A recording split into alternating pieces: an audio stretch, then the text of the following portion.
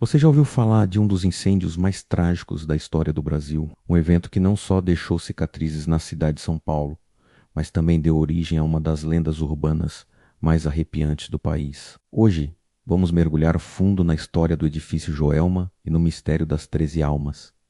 Tudo começou numa manhã de sexta-feira, 1º de fevereiro de 1974. O edifício Joelma, um prédio comercial moderno no centro de São Paulo, vivia mais um dia comum de trabalho. Centenas de pessoas estavam em seus escritórios, sem imaginar o inferno que estava prestes a se desencadear. Por volta das 8h45 da manhã, um curto-circuito em um aparelho de ar-condicionado no 12º andar deu início a um pequeno foco de incêndio. Mas o que era pequeno rapidamente se tornou um monstro incontrolável. As chamas encontraram um ambiente perfeito para se espalhar. O prédio era revestido com materiais altamente inflamáveis, como carpetes, cortinas de plástico e divisórias de madeira. Em questão de minutos, uma fumaça preta e tóxica começou a subir pelos andares, e o fogo se alastrou com uma velocidade assustadora, transformando o Arran Rússio em uma verdadeira tocha. O pânico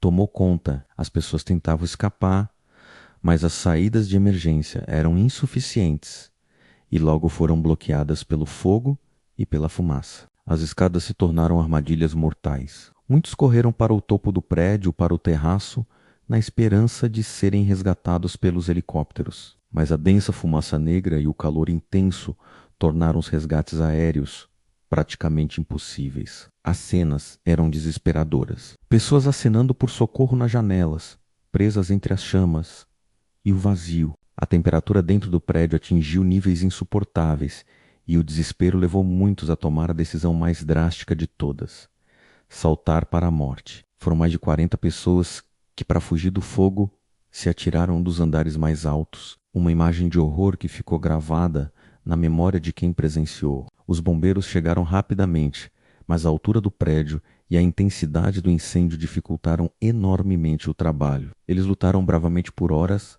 conseguindo resgatar muitas pessoas, mas infelizmente não foi possível salvar a todos. Ao final do dia, quando as chamas finalmente foram controladas, o saldo era devastador: 189 mortos e mais de 300 feridos. O edifício Joelma, que um dia foi símbolo de progresso, agora era um esqueleto de concreto queimado, um memorial silencioso da tragédia. E é aqui que a história real se cruza com o sobrenatural. Durante os trabalhos de resgate e identificação dos corpos, uma situação específica deu origem à lenda das 13 almas.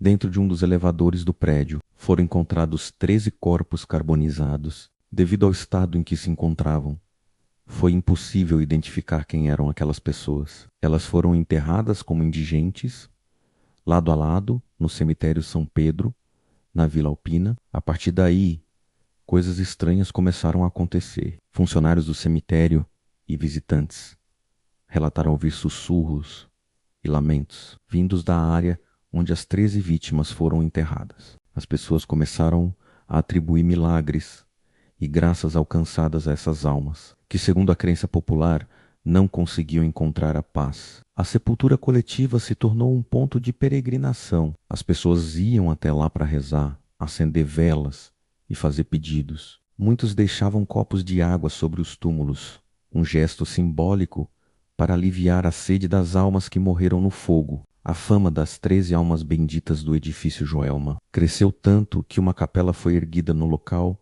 em homenagem a elas. Até hoje, o lugar recebe visitantes que buscam ajuda espiritual e acreditam no poder de intercessão dessas vítimas anônimas da tragédia. A crença é que, por terem sofrido tanto, elas teriam uma sensibilidade especial para ajudar aqueles que também estão passando por dificuldades. Mas a história macabra do local não começa com um incêndio. Investigando o passado do terreno onde o Joelma foi construído, descobre-se algo ainda mais sombrio. Anos antes, em 1948, naquele mesmo endereço, ocorreu um crime que chocou a cidade, conhecido como o crime do Poço. Um jovem professor de química matou sua mãe e suas 2 irmãs, e enterrou os corpos em um poço que existia no quintal da casa. Após cometer o crime, ele tirou a própria vida. A casa foi demolida para dar lugar ao edifício Joelma. Muitas pessoas acreditam que essa energia negativa do crime já amaldiçoava o terreno muito antes do incêndio. Seria uma coincidência macabra ou o local estava predestinado à tragédia? Depois do incêndio, o edifício Joelma foi totalmente reformado e reinaugurado em 1978, com um novo nome, Edifício Praça da Bandeira. Mas a memória do que aconteceu ali jamais foi apagada. Mesmo com a nova fachada e novos inquilinos, os relatos de fenômenos paranormais continuaram. Funcionários e visitantes do prédio reformado contam histórias de elevadores que se movem sozinhos, barulhos estranhos nos corredores vazios, vultos e a sensação constante de estarem sendo observados. Há quem diga sentir cheiro de fumaça em andares onde não há fogo algum e ouvir gritos e lamentos abafados durante a noite. A história do edifício Joelma é um lembrete poderoso de como uma tragédia pode marcar um lugar para sempre, não apenas fisicamente, mas também no imaginário popular. Seja você um cético ou um crédulo no sobrenatural, é inegável o impacto profundo que esses eventos tiveram. A linha entre a realidade trágica e a lenda assustadora se torna quase invisível. As 13 almas representam não apenas as vítimas não identificadas do elevador, mas simbolizam todas as vidas perdidas naquele dia terrível, um eco de sofrimento que para muitos ainda ressoa pelos corredores do antigo Joelma. E você, o que acha, acredita que o terreno era amaldiçoado? Ou que as almas das vítimas ainda vagam pelo prédio em busca de paz? A história do Joelma nos mostra que algumas cicatrizes são tão profundas que transcendem o tempo e a própria realidade. Obrigado por assistir. Se você gostou desse mergulho em uma das histórias mais marcantes e misteriosas do Brasil, não se esqueça de deixar o seu like, compartilhar com seus amigos e se inscrever no canal para não perder os próximos vídeos. Até a próxima.